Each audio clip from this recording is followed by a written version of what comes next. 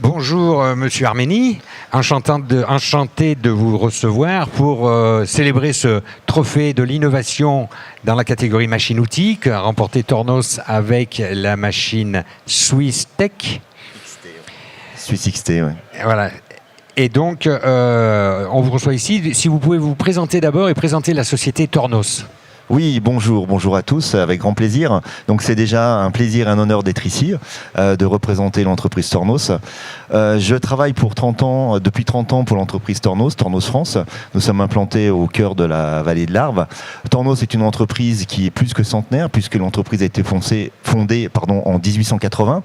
Nous fabriquons des tours de décolletage depuis donc 140 ans maintenant, et c'est intéressant de voir l'évolution. On a un tour à cam sur le stand. C'est intéressant de voir l'évolution qu'ont eu ces machines au fil des années, des décennies, et de dire qu'une machine, il y a 140 ans, elle prenait place sur la table sur laquelle on est devant assis, et qu'aujourd'hui, vous voyez les machines qu'on propose, c'est des monstres de technologie qui permettent de faire tout type de pièces de décolletage qui vont correspondre je pense que tout le monde connaît ici le décolletage, mais les différentes activités de décolletage qui sont présentées dans la vallée de l'Arve, avec l'automobile, le secteur de la connectique, l'aéronautique, le médical, qui est un secteur important.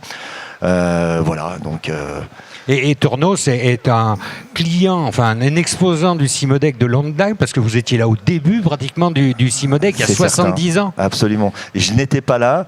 Personnellement, c'est mon 14e Cimodec. J'ai commencé chez Tornos en 1994. J'ai raté le Cimodec de 94. Par contre, en 96, j'étais là avec une révolution qui était la Déco 10. Et il est vrai que depuis ces 70 ans de Cimodec, Tornos a toujours fait partie de la vie de la vallée, de la vie du décolletage et du salon international de la machine-outil de décolletage, évidemment. C'est le premier trophée que vous avez sur le salon Cimodec, ou est-ce que vous avez des souvenirs d'autres trophées? Oui, c'est un trophée parmi d'autres. Celui-ci me tient à cœur puisque c'était vraiment une machine spéciale qui est arrivée il y a peu de temps, qu'on a mis en train très rapidement avec les collègues. Nous avons eu par le passé, il y a une dizaine d'années, un trophée de l'innovation pour une machine de traitement de surface, la machine Cyclos. Et puis il y a 4 ans, avec notre machine Suisse Déco, qui est d'ailleurs sur le stand cette semaine, et qui est une machine extraordinaire et qui avait aussi reçu un trophée, le prix de l'innovation pour la machine-outil. Et une machine qu'on va beaucoup rencontrer pour des pièces hautement technologique, je dirais plutôt dans le domaine du médical. Et la Suisse Déco est une machine vraiment incroyable, comme la Swiss XT qui a reçu cette année le trophée. Alors, en quoi cette Swiss XT est-elle extraordinaire? Parce que si j'ai bien compris, on s'était vu avant le salon, cette machine a été conçue en Suisse, fabriquée dans votre usine de Taïwan.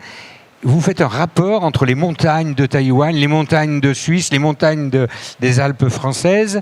Quels sont les rapports que vous trouvez dans cette machine, dans la technologie, dans les montagnes, dans les populations différentes? Et racontez-nous un peu le périple qu'elle a fait pour venir jusque-là, dans des conditions assez difficiles, je crois. Oui, c'est une excellente remarque. En fait, de par le passé, c'est une tradition, la mécanique, le monde de la mécanique, de la machine-outil aussi. On le retrouve dans des régions où il y avait la force hydroélectrique, l'eau provenant des montagnes évidemment, et ces usines trouvaient leurs ressources électriques dans ces régions. Donc on retrouve évidemment la vallée de l'Arve, avec tous ces tours à cam qui ont fait la force de la vallée, avec le secteur horloger, mais l'arc jurassien, de la forêt noire en passant par le Jura suisse, Jura français, il y a aussi une grosse activité décolletage en Franche-Comté, jusqu'à la vallée de l'Arve, et puis d'autres régions sur la planète, puisqu'on parle de Taïwan. À Taïwan, donc, nous avons notre 3e usine. Nous avons 3 usines, donc l'usine Moutier, l'usine historique, l'usine taïwanaise qui nous fait nos machines moitié de gamme, on va dire milieu de gamme, Swiss XT, et nos machines entrée de gamme dans notre usine chinoise de Xi'an. Donc cette machine, elle a été designée à Moutier. C'est une sorte de suite de révolution. En 1996, Tornos présente la Déco 10, qui est une révolution dans le décolletage. Il y a eu différentes je dirais, gamme de machines qui ont marqué l'histoire de l'écoltage chez Tornos. On a eu cette petite MS7 dans les années 50, cette AS14, machine multibroche qui était révolutionnaire, qu'on retrouve encore aujourd'hui et rénovée, rétrofitée sur le stand Tornos, SAS16+. Il y a eu la Déco 2000 en 1996, et puis le Multi-Suisse il y a 10 ans. Et cette année, on retrouve une Swiss XT qui est un peu un héritage de la Déco 2000, version 20 mm, une machine qui présente beaucoup de fonctionnalités, 3 outils gérants simultanés. On a eu le plaisir de réaliser une petite marmotte, une pièce de fraisage, on va dire, qui est plus une pièce qu'on va rencontrer sur des centres d'usinage et qu'on fait sur un centre de tournage, vraiment dédié pour le fraisage, des opérations de fraisage, assez sympathique. Donc on voit ici 2 outils qui ont travaillé sur la partie avant de la marmotte, et puis la tête qui est finie en temps masqué sur la contre-broche donc de la machine.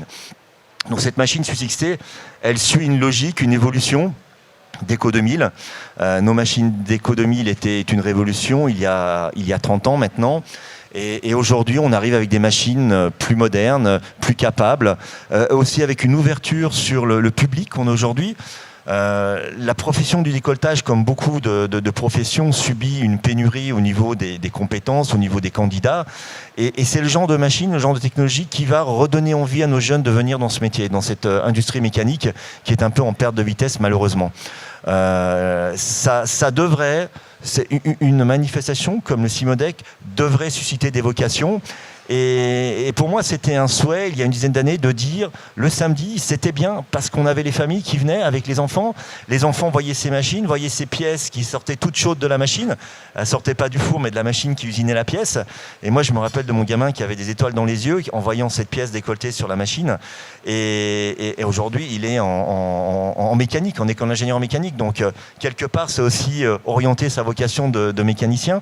Et ce que j'aimerais, c'est qu'on ait beaucoup plus de jeunes qui s'intéressent à notre activité, à ces technologies qui sont modernes et qui rendent ce métier encore plus sympathique, ce métier de la mécanique de décolletage. Donc le salon Smile qui est aussi au Cimodec à votre faveur. Et est-ce que vous avez vu beaucoup de jeunes hier, puisque c'était l'ouverture du salon qui était un peu réservé à l'emploi et à la formation, vous avez vu des jeunes passer sur vos stands et quelles sont leurs réactions? Oui, on a pas mal de jeunes comme chaque année, et puis les jeunes, on veut leur donner envie, donc on les accueille. On sait que ce sont des étudiants, ils sont curieux, ils ont besoin d'être rassurés, d'être réconfortés. Donc ils ont toujours, c'est un petit peu, vous l'avez vu sur le stand Tornos, c'est un stand qui est orienté sur l'ouverture. Hein. On veut que nos clients, on veut que nos jeunes, justement, ils aient envie de venir, ils aient envie de voir, qu'ils s'y intéressent. Et voilà, on leur donne cet accès, cette possibilité de découvrir notre métier. Donc on en a eu quelques-uns, et puis Smile, on a fait partie avec, je peux citer Jérôme Macmouche, hein, qui était à l'idée du Smile il y a une quinzaine d'années, et avec Jérôme on avait décidé de vraiment mettre en avant ce métier pour nos jeunes, de les intéresser, et c'est vrai qu'on a démarré très tôt avec la petite Suisse Nano, qui est une machine pilotée avec une tablette. On est vraiment dans l'ère du numérique avec nos téléphones portables, et la machine s'adapte bien à ces jeunes, quoi, à ces centres d'intérêt, à leurs centres d'intérêt. Alors, pour ces jeunes qui sont nés de la génération avec le numérique dans les mains, la programmation d'une telle machine comme la Swiss XT est-elle complexe, ou est-ce que vous avez des solutions qui permettent de les programmer plus facilement, plus rapidement? Ça doit être convivial, ça doit être ludique.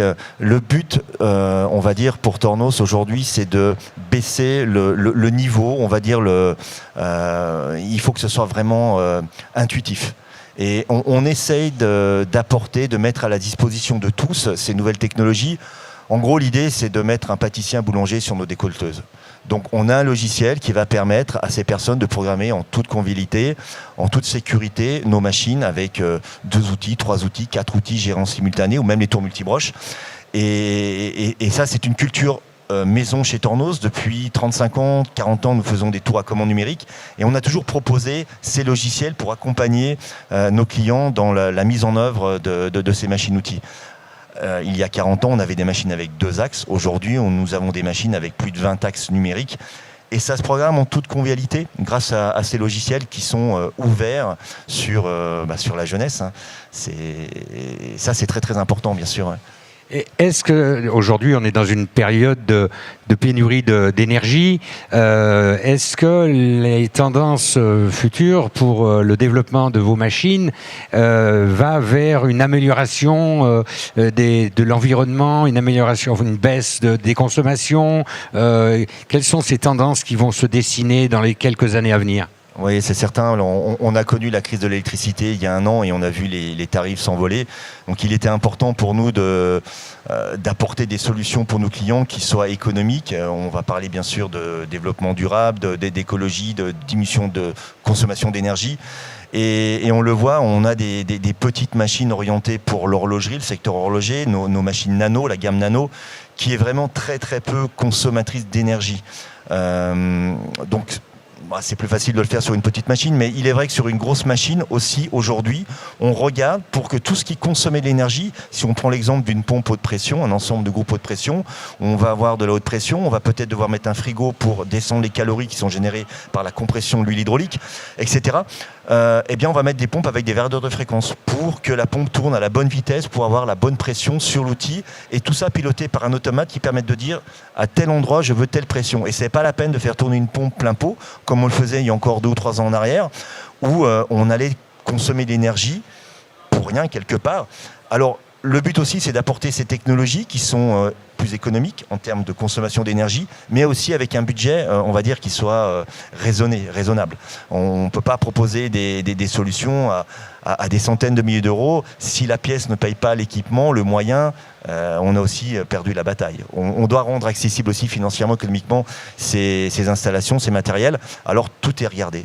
En effet, à Moutier, il y a des équipes d'ingénieurs qui travaillent pour limiter le coût du matériel, la consommation du matériel, pour qu'on arrive à une équation qui soit la meilleure pour nos clients. En arrivant à marier l'économie, la rentabilité des machines et l'écologie, quelque part, l'environnement. Absolument. Et à ce sujet, vous êtes dirigeant d'une entreprise en France qui importe des machines de Suisse qui sont fabriquées à Taïwan.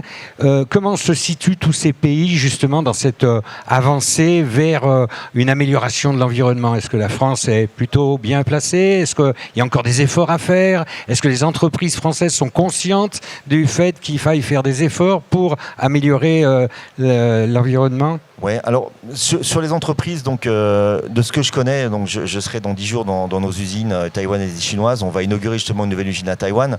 De ce que je peux dire de ce qui se passe en Chine et à Taïwan, c'est très difficile au niveau de la perception de ce que eux ils ont de l'écologie. On le voit aujourd'hui en Europe, on s'est sûrement tiré une balle dans le pied avec le moteur thermique. On a décidé d'arrêter nos moteurs thermiques pour des moteurs électriques, des voitures électriques. Il n'y a qu'en Europe on voit ça. Aux États-Unis, il y a une tendance avec Tesla, on voit d'autres constructeurs qui s'y mettent. Mais en Asie, c'est vraiment pas la question. Donc, je ne pourrais pas trop en parler. Par contre, il est clair que le modèle industriel qu'on a aujourd'hui en Suisse, on l'applique dans nos usines asiatiques, que ce soit la Chine ou Taïwan, avec cette prise de conscience écologique. On va installer des panneaux solaires sur nos toits, sur nos usines, que ce soit en Suisse, à Moutier, ou alors en Asie. Donc on va limiter le rejet, la consommation. Voilà, ça, on apporte d'Europe, on apporte en Asie, je dirais, ce mouvement qu'on voit depuis une dizaine d'années maintenant en Europe. Donc oui, tout le monde en prend conscience.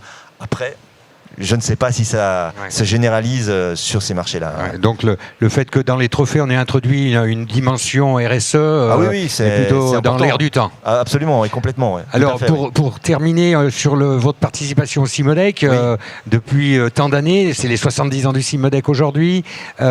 Qu'est-ce que vous pensez du Cimodec 2024? Parce que beaucoup d'entreprises pensent ou disent en tout cas que Internet, les réseaux sociaux, etc. sont des moyens de communication qui permettent de dire qu'on veut supprimer leur participation au salon.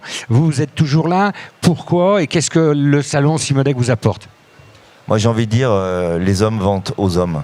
Moi, je pense qu'il y a beaucoup de modèles économiques qui aimeraient que tout ça soit sur Internet, comme on le voit avec Amazon, etc. Mais heureusement, nous sommes dans une activité technologique qui demande de l'assistance, qui demande de la formation. Et ce n'est pas juste un achat de machine, c'est un achat d'une solution qui comprend la formation, qui comprend l'accompagnement, un suivi.